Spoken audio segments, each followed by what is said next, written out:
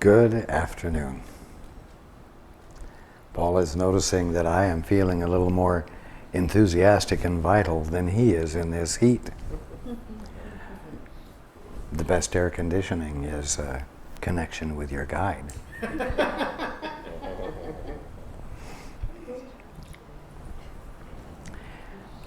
Okay, to repeat, in the sparkly book, it's page 162, last paragraph. In the second edition, it's page 129, second full paragraph, paragraph number 10. And in the first edition, it's the second line from the bottom of the page on page 119.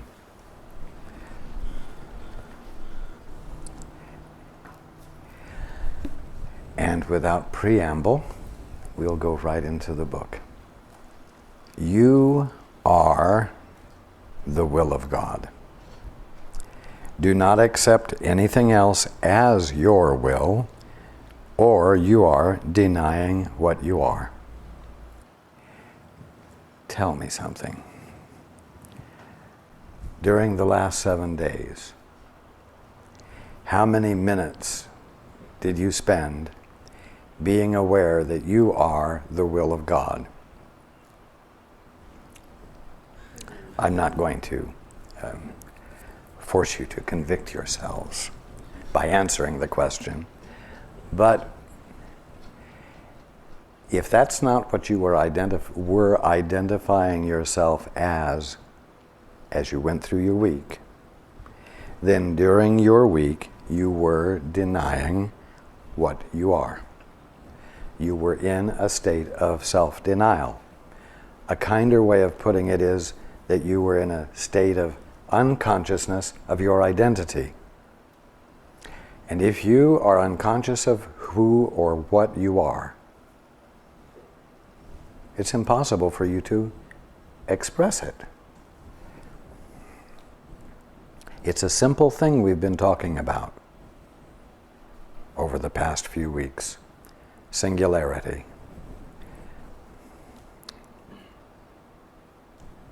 And I want it to register with you as something simple. You hang on dearly to your concept of being a human being, your father's and mother's son or daughter, your children's parent, a human being, a physical organism who's arrogant enough to think it's at the top of the food chain.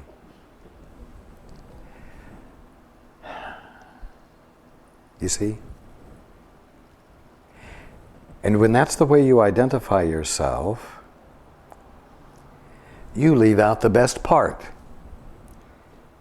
You leave out the excellence of you.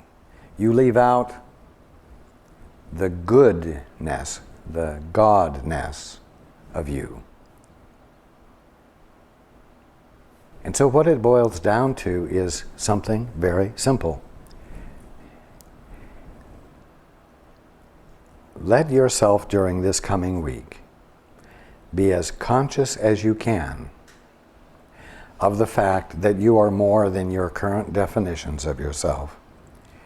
That you are, in actuality, the direct expression and presence of God. In the middle of the direct expression of God, you call it the world and universe. It is the kingdom of heaven. It is reality with a capital R, the ultimate. You think it's arrogant to say, if there's anything here at all where I see myself, it must be God presenting himself. It may seem arrogant to you to do that, but that is the simple truth. And as a result, as I've been saying, there is an excellence present. You are the presence of excellence. And there's much more for you to give, to share, than you imagine, or than you embrace in your current human definition of yourself. You've got to dare to identify yourself correctly. Who to? To yourself first. Because until you're willing to embrace it, you can't incorporate it. You can't let it in to register and settle with you and become the more of you that you're capable of being, that you will then be able to extend and share. Not as a sharing of arrogance, but of simple and genuine value that's meaningful to everyone in your experience. As I've said before, you're all closet Christs, embarrassed and ashamed to present who you really are. And it's time to come out of the closet. And the only way you'll come out of the closet is to begin to remember in your mind who you are and let it occupy more of your attention. That's what this is all about. Again, you are the will of God. Do not accept anything else as your will, or you are denying what you are. Deny this, and you will attack, believing you have been attacked.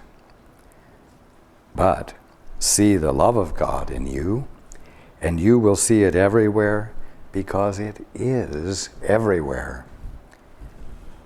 And this is me. It is the only thing really going on. Continuing, see His, God's abundance in everyone, and you will know that you are in Him, with Him. In other words, the acknowledgement of what is true about a brother in your mind causes what you see in him to be confirmed in you, and you are blessed. They are part of you as you are part of God. You are as lonely without understanding this as God Himself is lonely when His sons do not know Him. The peace of God is understanding this. There is only one way out of the world's thinking, just as there was only one way into it. Understand totally by understanding totality. Totality. Infiniteness. That is wholeness. That is a singularity, in other words. I have Paul on the edge of his seat. We're going somewhere he has no sense of. How does what I've just read relate to the specific human experience of your having to relate to someone who is unconscious of the truth of themselves and who insist upon acting out defense when there is really nothing going on calling for defense, so that their behavior with you is obtuse, unpleasant, unkind, without a cause. In other words, when someone is so unpleasant to be with, that being with them and with their behavior constitutes such a distraction to you because it is so unpleasant, that it is not possible to continue to be in their presence where you could be an active agent for change, where you could be the presence of love that heals. Even more than this, what if this unpleasant someone, this well-defended someone, who doesn't see that their behavior is an unpleasant experience for others. What if they know that you have a commitment to the prayer, I wish to see only the evidence of love, and I wish to be only the evidence of love? What if this person knows that you have a commitment to this, and although they don't see in what way their behavior is unpleasant, they know that you are experiencing it as unpleasant, and they don't stop because they know you have a commitment to be defenseless? Do you stand there in the hurricane of their behavior and not object to it, but instead express the truth about them? Or do you say to them, until you put the brakes on with this behavior, until you can settle down and stop being unpleasant, you will have to leave. Until you exert a little self-discipline and self-control, so that I am not having to dodge the bullets that you are sending my way, we are not in a position to communicate, and you can't remain. Does your opting for the opportunity to be the presence of singularity in the face of attack, something you are supposed to engage in without objection to the setting, the circumstance in which it's occurring? Well, I will tell you something. There is a way things work. And the way things work is full of integrity. And it is full of kindness. And I will give you an example. If any one of you is angry, defensive, pissed off, and you want to talk to your guide, and it may be you're pissed off at your guide because your guide has been pushing your buttons, encouraging you to expand beyond your comfort zone, and you approach your guide full of emotion, vigor, criticism, judgment, you will not be able to hear your guide.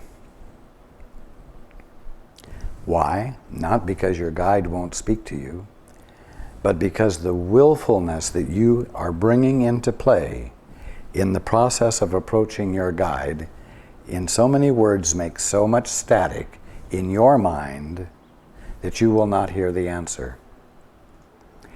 And you will not hear the answer until you bring into play a certain amount of self-discipline, and you settle yourself down,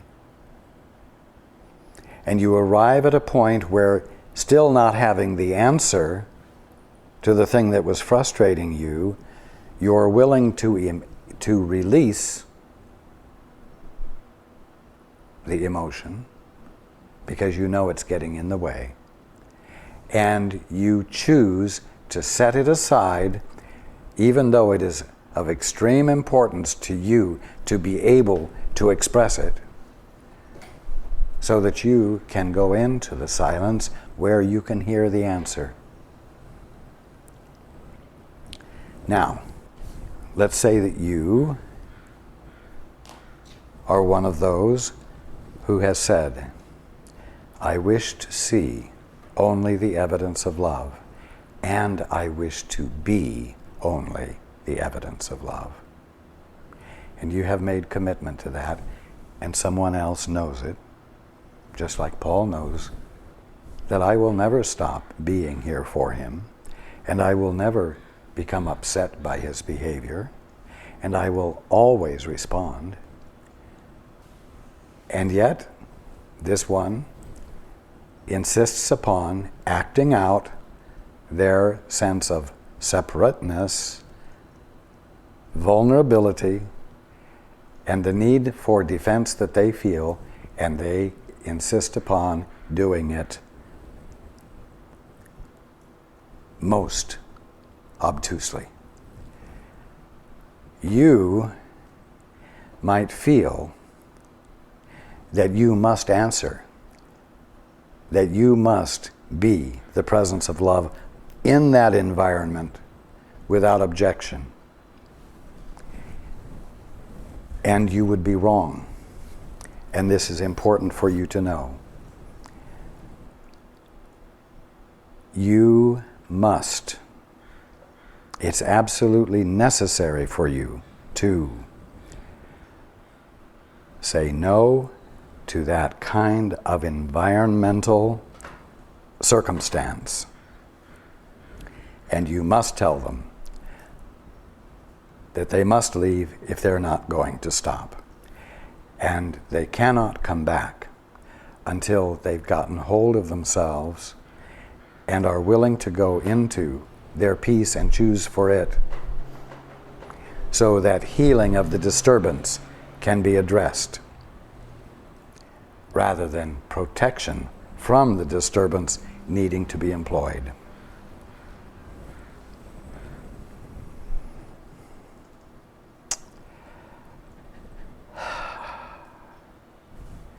The behavior is a call for correction, right? You've been hearing this ever since we started reading the Course. The behavior, the loveless behavior, is a call for love. It is a call for correction. And the first part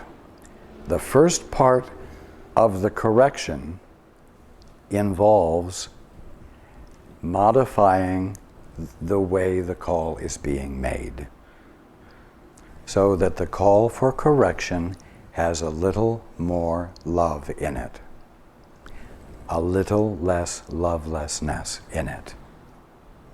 Now then, you're in a position of having to wait until that one has come to the point of saying, okay, it's less important to me to be able to express my upsetness.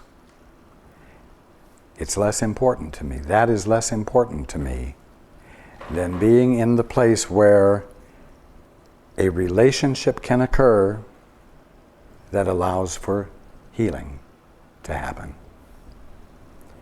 And that may be months. It may be years. Well now, that seems to take you out of the loop as far as your function is concerned, because your function is to be the presence of love, to be that singularity that heals. And now the setup is, by virtue of your objecting to the uninhibited expression of anger or defense, you're not in a position of relating to them in a healing way. Well, you're not out of the loop, because you've still got your own mind in which to be clear and in which to be the presence of clarity that gets extended. In metaphysics, there's such a thing as there is something that is called absent treatment. It is where healing work is done and you're not in the presence of the one who has asked for healing. And so you have the opportunity in your mind, whenever this individual comes to your attention, to ask God to turn toward the Holy Spirit, to go within to that place of excellence in you, to ask, what is the truth about this one? Not what is the truth about his or her bad behavior, but what is the God's honest truth about him or her. Because you want your mind filled with the consciousness of the truth about them, so that you are not conflicted, and so that every time you think about them, you are sending out messengers that will bring back confirmation of the truth of them to you. It is important to understand this, else you end up being the victim or victims of abuse. And you end up being the victims of abuse because you have an unintelligent concept of what it means to be the presence of love.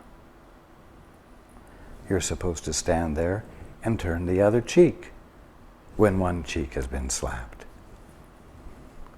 No. When lovelessness is expressed, you don't give lovelessness another opportunity to be expressed.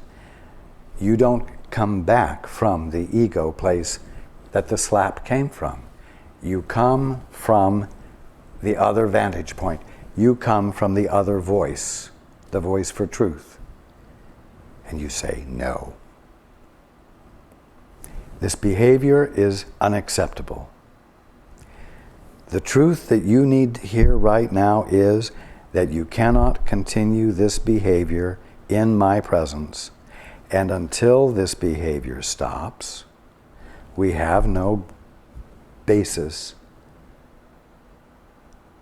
for resolving whatever the distress is that's causing you to behave this way.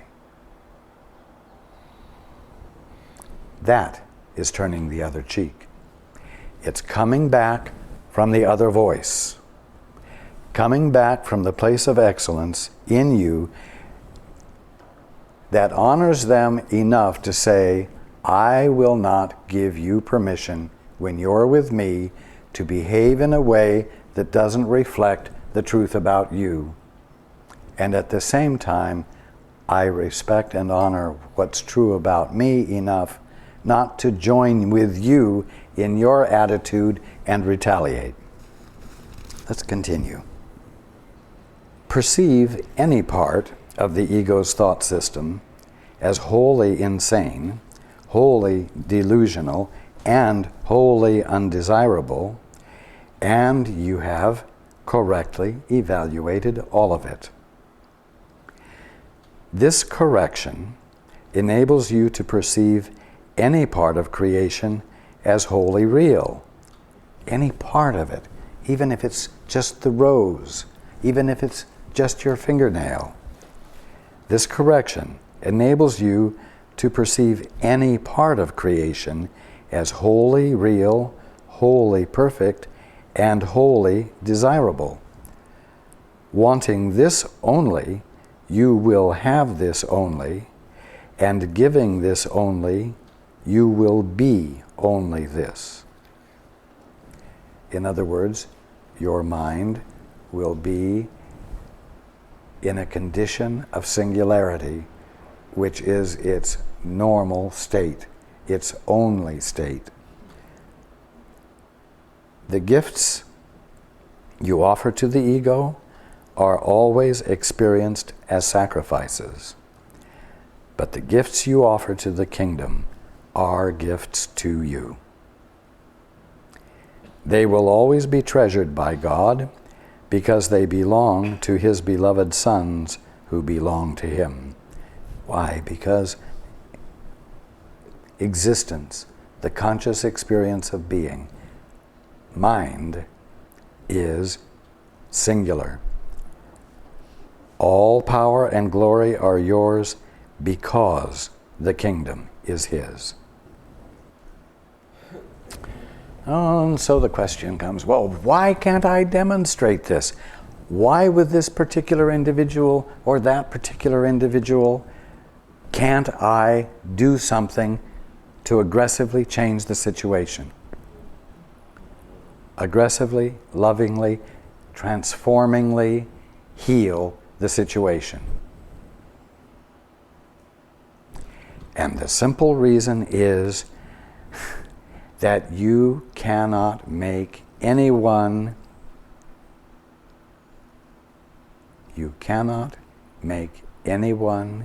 use their will in a way that is contrary to their current choice. And so until their current choice changes, you must say no.